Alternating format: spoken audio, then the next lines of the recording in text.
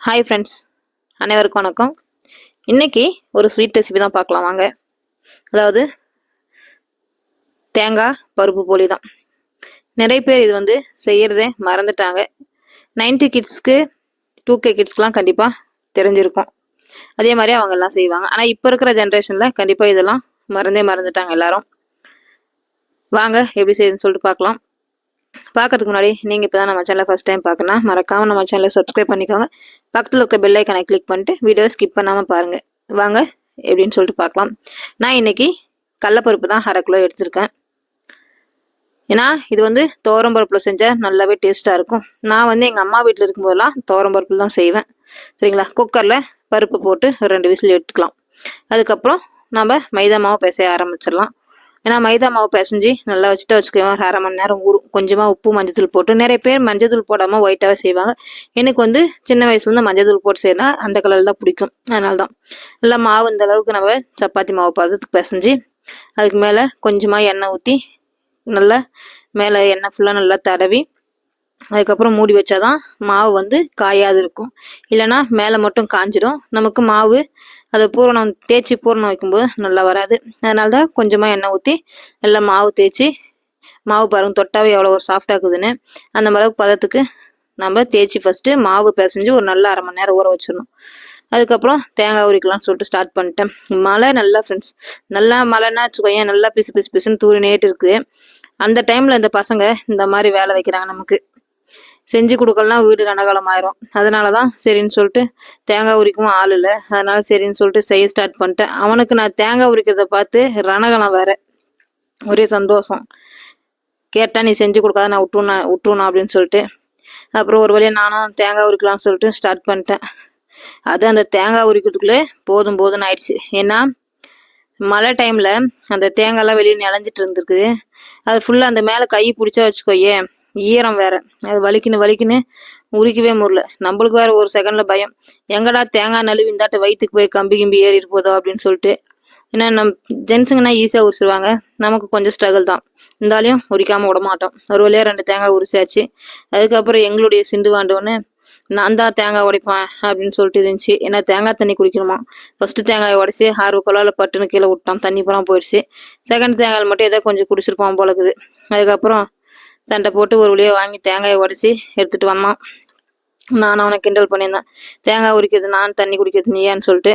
யாருக்கெல்லாம் தேங்காய் தண்ணி பிடிக்குன்னு சொல்லிட்டு மறக்காம சொல்லுங்க. அதுக்கப்புறம் தேங்காய் உரிச்சு ஒரு வழியை எட்டுன்னு வந்துட்டேன். பருப்பும் 2 விசில் வந்துடுச்சு, நல்லா பருப்பு மலர்ந்துடுச்சு. அதுக்கப்புறம் சரின்னு சொல்லிட்டு அதை வடித்து எடுத்துக்கிட்டேன். வடித்து எடுத்துட்டு அதுக்கப்புறம் சரின்னு சொல்லிட்டு பார்த்தா டைம் வேறு ஆயிடுச்சு பால் கறக்க. அவனுக்கு எப்போ பாரு பாலே தான். அதுக்கப்புறம் சரின்னு சொல்லிட்டு பால் கறந்து செஞ்சு தரேன்னு சண்டை வாங்கினான். அதெல்லாம் முடியாது, பால் கறந்து தான் செய்ய முடியும் அப்படின்னு சொல்லிட்டு சொன்னேன் நான். ஏன்னா நமக்கு மெயின் வேலை அந்த வேலை தான். அப்புறமா சரி இதெல்லாம் ரெடி பண்ணி வச்சுட்டு போயிடலாம் அப்படின்னு சொல்லிட்டு தேங்காய், ஏன்னா கரண்ட் இல்லை. கரண்ட் போயிட்டு 2-3 நாள் ஆயிடுச்சு. எங்கள் ஊரில் லைட்டாக மழை தூரி காற்றுல அடிச்சா கூட போயிடுது. ஏன்னா ஃபுல்லாக தேங்காய் மரம் இருக்கிறதுனால அது ஓலை போய் எங்கே அந்த ஒயரில் டச் ஆகுதுன்னே தெரிய மாட்டேங்குது. கொஞ்சம் காற்றடிச்சு 2 தூரல் போட்டாலும் சரி கரண்ட்டு 2 நாள் 3 நாள்லாம் போயிடுது. அந்த மாதிரி ஆல்ரெடி ஏற்கனவே கரண்ட் இல்லை 2 நாளா. இன்னைக்கு 2வது நாள், என்னைக்கு வரும்னு சொல்லிட்டு தெரியல. அதுக்கப்புறம் ஒரு வழியா தேங்காய் திருவி வச்சுட்டு போயிடலாம் அப்படின்னு சொல்லிட்டு, ஏன்னா இருட்டு கட்டிக்கும் அதுக்கு மேலே. அதுக்கப்புறம் தேங்காய் திருவினேன். தேங்காய் திருவும்போது நம்மளே ஒரு கடுப்புல திருவுவோம். அதுல திருவ வாரி வேற சாப்பிட்றது வேற பக்க பசங்க. நம்மளும் சின்ன வயசுல இந்த மாதிரி செஞ்சிருக்கிறோம். அப்ப நமக்கு தெரியல, நம்ம அம்மாவுக்கு திட்டுவாங்க. இப்ப நம்ம பிள்ளைங்க நம்மக்கிட்ட அந்த வேலையை செய்யும் போது தான் நமக்கு என்னடா இது அப்படின்னு சொல்லிட்டு தோணுது. இருந்தாலே அது ஒரு ஜாலி. பசங்க அந்த மாதிரி எடுத்து சாப்பிடும்போது நமக்கு தேங்காய் திருவுனா வச்சுக்கோ, என் கொட்டாங்குச்சி மூடியில போட்டுன்னு போயிடுவோம். அந்த சின்ன வயசு ஞாபகம் இருந்துச்சு எனக்கும். அதுக்கப்புறம் சரின்னு சொல்லிட்டு நம்ம பண்ணது தான் இன்னைக்கு நம்ம பிள்ளைங்க பண்றாங்க அப்படின்னு நினைச்சிட்டு அது ஒரு ஹாப்பி. நம்மளுடைய அந்த பழைய நினைவுகள்லாம் ஞாபகம் வந்துச்சு. அதுக்கப்புறம் நாங்கள் அந்த தேங்காய் திருவுற கேப்ல அவருக்கு ஆம்லெட் போட்டு சாப்பிடணும்னு சொல்லிட்டு அவரே வெங்காயம் மிளகாலாம் கட் பண்ண ஆரம்பிச்சிட்டாரு. நமக்கெல்லாம் எங்க வீடை பொறுத்த வரைக்கும் உனக்கு வேணுமா, அவங்களுக்கு வேணும்னா அவங்களே செஞ்சுக்குவாங்க. முடிஞ்ச வரைக்கும் அவங்களுக்கு முடியாததை மட்டும்தான் நம்ம கிட்ட கேட்பாங்க. ஒரு வழியே தேங்காய் திருவி ஆயிடுச்சு. அதுக்கப்புறம் மழை வேற தூரிட்டேன்னுச்சுல, மாட்டுக்கெல்லாம் குளுத்தி போட்டு அதுக்கப்புறம் பால் கறக்கவும் ஸ்டார்ட் பண்ணிட்டோம். ஏன்னா நமக்கு அதுதான் முக்கியம். மாட்டு வேலை முடிச்சுட்டு தான் மறுபடியும் ஸ்டார்ட் பண்ணோம். மாட்டு வேலை முடிச்சுட்டு வரதுக்குள்ளே 6:30 ஆயிடுச்சு, 6:30க்கு மேலே ஆயிடுச்சு. அதுக்கப்புறம் சரி தேங்காய் துருவி வச்சிருந்தோம்ல, அதை போட்டு நல்லா கொஞ்சம் சூடு பண்ணிக்கலாம், அந்த ஈரப்பதம் போகிற வரைக்கும் அப்படின்னு சொல்லிட்டு. ஏன்னா எங்கள் அம்மா வீட்டில் செய்யும்போது, சின்ன வயசு நான் இதுக்கு முன்னே செய்யும்போதெல்லாம் தேங்காய் வந்து அப்படியே அப்படியே மாவுலாம் பருப்புலாம் உரல்ல போட்டு நல்லா ஆட்டிடுவாங்க. ஆனால் இப்போ வந்து இங்கே வந்து எங்கள் மாமியாரெல்லாம் தேங்காய்லாம் நல்லா வறுத்து தான் செய்வாங்க. அது வறுத்து செய்யறதுலையும் அந்த தேங்காய் நல்லா வாசமாக இருக்கும். இன்னொரு விஷயம் என்னன்னா, அது வந்து நம்ம ஒரு 2 நாள் வெளியே வச்சிருந்தா கூட கெடாம இருக்கும். ஏன்னா அந்த ஈரப்பதமெல்லாம் போயிடுதுல, அதனால. அதே தேங்காய் வறுக்காம செஞ்சா கொஞ்சம் சீக்கிரமா கெட்டுரும். ஒரு நாள் மட்டும்தான் தாங்கும் அந்த மாதிரி. அதனால சரின்னு சொல்லிட்டு நானும் தேங்காய் வறுக்க ஸ்டார்ட் பண்ணிட்டேன். தேங்காய் வறுத்துட்டு அவர் வந்து வெள்ளம் நெசுக்கி தர சொன்னேன். அவர் என்ன பண்ணாருன்னு பார்த்தீங்கன்னா, வெள்ளத்தை போட்டுன்னு நெசுக்க ஆரம்பிச்சிட்டாரு. ஏன்னா அதுக்குள்ளே டைம் நல்லா ஆயிடுச்சு.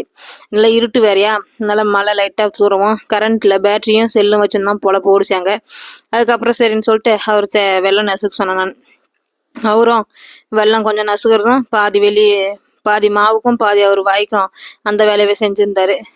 அதுக்கப்புறம் நினைச்சேன், நான் பசங்களை எதுவும் சொல்ல, நம்ம மனசுக்குள்ள நினைச்சேன், கண்டிப்பா நம்ம சின்ன வயசுல இந்த ஸ்டேஜ் எல்லாம் கடந்து தான் வந்தோம் அப்படின்னு சொல்லிட்டு. அந்த மெமரிஸ் எல்லாம் வந்து நினைக்கும் போது அவ்வளவு ஒரு அழகானது நம்மளுடைய சின்ன வயசு மெமரிலாம்.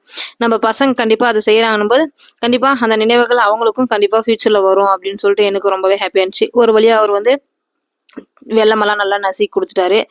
அதுக்கப்புறம் நான் தேங்காய் சூட்டுக்கு அதுக்கும், ஏன்னா லைட்டா வருத்தமில்ல, அந்த லைட்டா வறுத்ததுக்கு அந்த சூடா இருக்கும். அந்த சூட்டோட நம்ம அந்த நசுக்கி வச்ச வெள்ளத்தை போட்டு நம்ம நல்லா பசைஞ்சோம்னா வச்சுக்கோயேன், அது நல்லா அந்த வெள்ளம் வந்து மெல்ட் ஆக ஆரம்பிச்சிடும். அதுக்கப்புறம் பிசைஞ்சிட்டு பருப்பு நல்லா வெந்துருக்குது, அந்த பருப்பையும் அது கூட போட்டு நம்ம ஆட் பண்ணி நல்லா பிசைஞ்சுக்க வேண்டியதுதான். இதுக்கு முன்னெல்லாம் நான் சின்ன பிள்ளையா இருக்கும்போது செய்யும்போதெல்லாம் உரல்ல போட்டு இந்த மாதிரி கொஞ்சமெல்லாம் செய்ய மாட்டாங்க. செஞ்சு வச்சுக்க ஒரு 50 பூட்டு 60 பூட்டு இந்த மாதிரி வரும். அந்த மாதிரி அந்த அளவுக்கு குவான்டிட்டியில செய்வாங்க. இப்பதான் எல்லாம் வந்து சாப்பிட்ற அளவும் சுருங்கிடுச்சு, செய்யற அளவும் சுருங்கிடுச்சு. அதுக்கப்புறம் சரின்னு சொல்லிட்டு அதையே நல்லா போட்டு அந்த பருப்பு உரல போட்டு ஆட்டியிருந்தாலும் நல்லா தான் இருந்திருக்கும். இன்னும் நல்ல மாவு அந்த பருப்புலாம் நல்லா மசிஞ்சிருக்கும். சரி, அந்த டைம்ல மழை வேற, ஃபுல்லா இருட்டு வேற, நம்ம போய் எங்க வெளியே உரல் ஆட்டுறது அப்படின்னு சொல்லிட்டு உங்களுக்கு பார்த்தாவே தெரியும், கொஞ்சம் பருப்பா தாங்க. சரி, ஒன்றும் பிரச்சனை இல்லை, அதுவும் கடிச்சு சாப்பிட்றது நல்லா இருக்கும். நானும் கண்டிப்பா இந்த மாதிரிலாம் சின்ன வயசுல செஞ்ச அனுபவம் இருக்குது.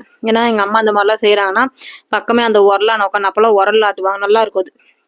அந்த உரலான உட்காந்து ஆட்டை எடுத்து சாப்பிட்டுனே இருப்பான். அவங்க திட்டினே இருப்பாங்க. அதுக்கப்புறம் அவங்க கிட்ட வாங்கி சாப்பிடாமலாம் போக மாட்டான். அது ஒரு தனி ஃபீல், அந்த மாதிரி வாங்கி சாப்பிட்றது. என் பையனை அதே மாதிரி தான் செஞ்சிருந்தான். கொஞ்சமா கொடுத்தா இன்னொரு கொஞ்சமே கொடுக்குறேன், என்ன கொஞ்சம் கொடுன்னு சொல்லிட்டு வாங்கி சாப்பிட்றது நல்லா இருந்துச்சு.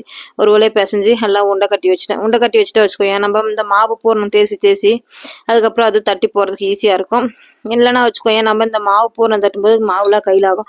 அதை சாப்பிட்டு ஏதோ இருக்குதுன்னு சொல்லிட்டு பாக்குற மாதிரி வந்து இன்னொரு இடத்துனே அது சாப்பிட ஆரம்பிச்சிட்டாரு அவரு.